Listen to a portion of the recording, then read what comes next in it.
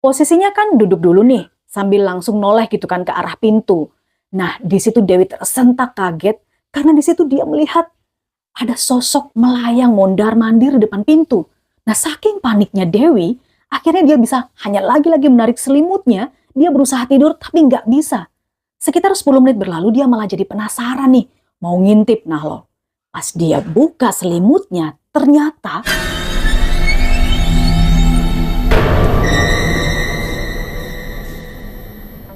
hai teman-teman, Assalamualaikum warahmatullahi wabarakatuh. Terima kasih kamu sudah klik lagi video ini. Kali ini aku punya kisah horor yang diceritain sama Dewi dari Jakarta. Halo Dewi, semoga kamu selalu sehat, bahagia dan nonton video ini ya. Cerita Dewi kali ini terjadi di sebuah desa di Kabupaten Magelang, di mana cerita ini merupakan pengalaman horor pertama yang dialami oleh Dewi dan masih sangat membekas. Ya karena setelah kejadian itu, Dewi akhirnya sering melihat makhluk-makhluk tak kasat mata. Jadi ini tuh kayak momen si Dewi kebuka mata batinnya gitu loh teman-teman. Penasaran kayak gimana kisah awal Dewi? Yuk kita mulai ceritanya.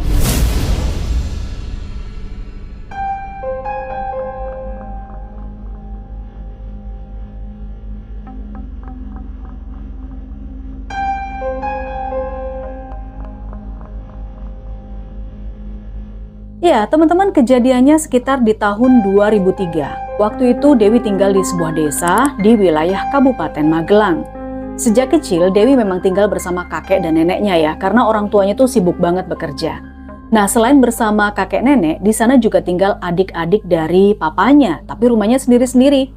Ya jatuhnya sama kayak om tantenya gitulah. Seperti kebiasaan keluarga di desa, satu area itu bisa terdiri dari beberapa rumah dan itu semuanya masih keluarga. Yang di sini rumah kakeknya, sebelah sana lagi rumah omnya, terus sebelah sini lagi rumah tantenya. Agak kesonoan dikit itu rumah Pak D dan Budenya. Nyampe sini paham ya, jadi satu lingkungan itu masih satu keluarga. Suatu momen, Dewi ingat banget, waktu itu dia masih kelas 6 SD, salah satu omnya meninggal dunia karena sakit. Nama omnya sebut saja Om Rama. Dewi sedih banget di situ, karena Dewi ini terkenal dekat banget sama omnya. Bahkan 2 hari 2 malam Dewi nangis terus nggak berhenti-berhenti loh teman-teman. Ya karena si Dewi ini deket banget sama Om Rama. Dewi tuh udah dianggap kayak anaknya sendiri. Tiap pulang kerja, Om Rama ini selalu membelikan oleh-oleh buat Dewi.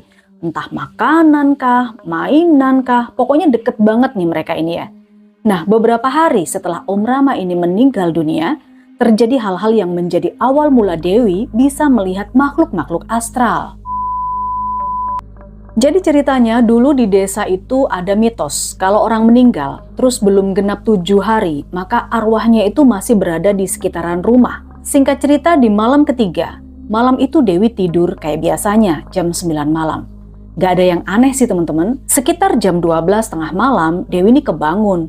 Bukan karena apa-apa tapi dia ngerasa udara di kamarnya yang biasanya dingin dan sejuk tiba-tiba aja jadi panas gerah dan bikin dia haus pengen minum. Perlahan-lahan tuh ya Dewi bangun dan rencananya mau ambil minum di dapur tanpa membangunkan kakeknya. Betapa kagetnya pas Dewi bangun, posisinya kan duduk dulu nih sambil langsung noleh gitu kan ke arah pintu. Nah di situ Dewi tersentak kaget karena di situ dia melihat ada sosok pocong berdiri di depan pintu kamar yang terbuka. Padahal sebelum tidur dia yakin banget dia sudah nutup pintu. Tanpa banyak berpikir lagi, Dewi langsung rebahan sambil menarik selimutnya menutupi seluruh badan dari mulai ujung kaki sampai ujung kepala. Jadi dia itu merem sambil ketakutan di dalam selimut. Di situ Dewi udah nggak bisa ngapa-ngapain ya teman-teman. Badannya tuh udah nge-freeze, mau teriak juga nggak bisa, mau baca ini itu juga udah ngeblank. Nggak tahu sampai berapa lama Dewi seperti itu, sampai akhirnya dia ketiduran. Keesokan harinya, Dewi lalu menceritakan kejadian semalam pada kakeknya. Kek, semalam Dewi lihat pocong. Pocong, Duk? Di mana? Kok kamu udah bangunin kakek? Kata si kakek. Lalu Dewi jawab, di situ kek, di depan pintu kamar. Dewi takut. Ya udah, Dewi narik lagi tuh selimut sampai ketiduran. Ya udah, Duk, banyak-banyak baca doa aja ya sebelum tidur. Itu kata kakeknya. Teman-teman, teror pocong itu ternyata nggak berhenti sampai di situ. Malam berikutnya, seperti biasa, jam 9 malam ya, Dewi pergi tidur. Lampu utama dimatikan dan hanya menyisakan 2 lampu kecil aja tuh yang ada di sudut ruang tamu itu udah kebiasaan kakeknya dari dulu. Kalian kebayangkan gimana agak-agak gelap remang-remang gitu ruangannya. Malam itu Dewi sengaja juga nggak nutup pintu kamar. Karena maksudnya ya biar ada cahaya yang masuk ke kamarnya. Karena memang kan lampu kamar selalu dimatiin. Nah sekitar jam 2 dini hari, lagi-lagi Dewi kegerahan, kepanasan. Kipas angin di kamarnya tuh kayaknya nggak mampu mengurangi udara panas yang dia rasakan. Otomatis di momen itu Dewi ngerasa haus dong, dia pengen minum. Entah kenapa tiba-tiba dia merinding. Karena kayak dejavu gitu loh.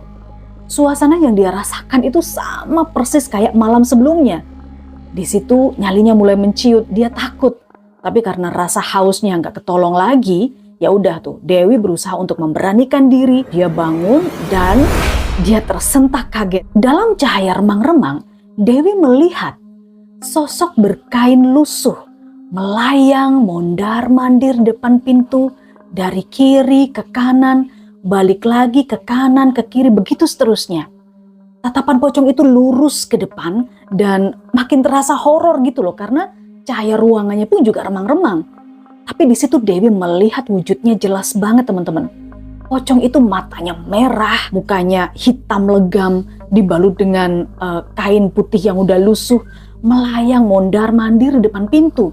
Nah saking paniknya Dewi, akhirnya dia bisa hanya lagi-lagi menarik selimutnya, dia berusaha tidur tapi nggak bisa. Sekitar 10 menit berlalu dia malah jadi penasaran nih, mau ngintip. Nah loh, pas dia buka selimutnya, ternyata pocong itu masih ada di tempat semula. Bahkan pocong itu berhenti tepat di depan pintu sambil menatap tajam ke arah Dewi. Disitulah tiba-tiba gelap. Pingsan tuh ternyata si Dewi ini. Nah setelah kejadian itu teman-teman, esok paginya Dewi ini demam, kepalanya berputar-putar gak bisa bangun sama sekali. Kakek dan neneknya mulai tuh berspekulasi tentang sakitnya Dewi ini apa gitu kan. Tiba-tiba kok sakit padahal kemarin-kemarin sehat. Apalagi kan kakeknya tahu kalau Dewi juga diganggu sosok pocong tuh kan. Tetangga-tetangganya yang mengetahui Dewi ini diganggu sosok pocong, ya makin yakin kalau sakitnya Dewi ini benar-benar nggak wajar. Dari obrolan kakek neneknya, masih dalam keadaan setengah sadar, Dewi mendengar kakeknya bilang gini, apa benar ya Dewi itu sakit karena pocong itu? Sang nenek yang di sebelahnya nyautin, ya bisa aja pak, nggak ada salahnya dong kita coba saran dari tetangga. Kakeknya di situ cuma terlihat manggut-manggut aja, lalu pergi tanpa berpamitan. Di situ Dewi penasaran, kemana kakeknya pergi? Karena beberapa jam setelah kakeknya kembali, tubuh Dewi tiba-tiba dikasih obat dengan cara dibaluri sesuatu dari muka sampai ujung telapak kaki. Gak tahu itu apa, tapi ajaibnya gak beberapa lama demam Dewi tiba-tiba turun. Pusingnya juga hilang dan badannya bisa segar lagi. Ya teman-teman, sejak saat itu Dewi udah nggak pernah melihat sosok pocong itu lagi di dalam rumah. Dan singkat cerita, Dewi baru tahu nih setelah dewasa, setelah gede ya, ternyata obat yang dibalurkan semasa kecilnya itu adalah tanah kuburan dari makam Om Rama. Dewi pun juga nggak tahu ya apakah pocong yang dia lihat itu arwah almarhum Om Rama atau hanya jin yang mau menyerupai aja. Tapi yang Dewi tahu, kakek neneknya menyebut sakitnya saat kecil waktu itu karena sawan mayit. Nah, cara ngobatinya yaitu dengan mengusapkan tanah kuburan ke penderitanya. Biasanya kena sawan mayit itu kalau nggak bayi ya anak-anak. Dari sini Dewi juga baru sadar, kalau sejak dia kena sawan mayit itu teman-teman, di momen-momen tertentu dia bakal sangat sensitif sekali dengan kehadiran makhluk-makhluk astral. Khususnya kalau dia ke tempat baru ya. Pasti tuh badannya tuh kayak panas dingin gitu. Dia bisa merasakan suatu tempat itu ada penunggunya atau bahkan bisa melihat sosoknya. Ih, ngeri kan kalau udah gitu. Oke teman-teman, itu tadi cerita soal Dewi. Pertama kali gimana mata batinnya terbuka. Ternyata dari sawan mayit ya. Ya udah deh, makasih udah menyimak. Bantu like, subscribe, klik loncengnya. Kita ketemu di cerita horor berikutnya. Bye-bye.